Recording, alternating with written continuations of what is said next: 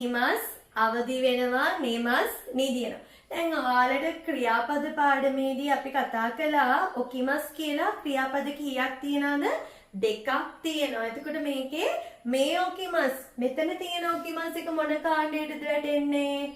දෙවනි කාණ්ඩයට තමයි වැටෙන්නේ නේද?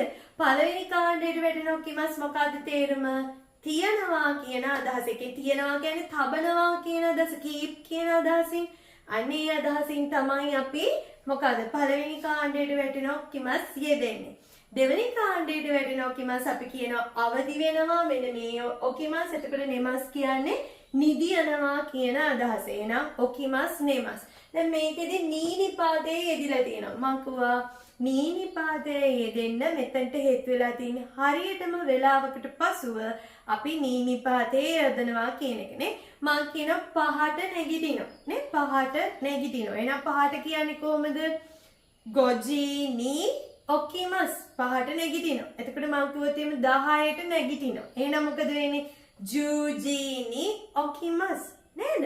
එතකොට දැන් අපි කිව්වොත් එහෙම නිදා ගන්නවා කියන එකෙන් මම කියන 8ට නිදා ගන්න. එහෙනම් මොකද වෙන්නේ? හචිජීනි නෙමස්. තේරුණාද? එතකොට හරියටම වෙලාවකට පසු අපි දානවා මොකද්ද? නීනිපාතේ පාවිච්චි කරන්න පුළුවන්. හරි අපි පොඩි වාක්‍යයක් හදමුකෝ. මම කියනවා පහට නැගිටිනවා. හරි පහට නැගිටිනවා. හරි පහට නැගිටිනවා. එහෙනම් පහට අපි කියන්නේ මොකද්ද? ගොජි කියලා. එහෙනම් මොකද වෙන්නේ? ගොජීනි මොකක් වෙනවද? ඔකිමස්.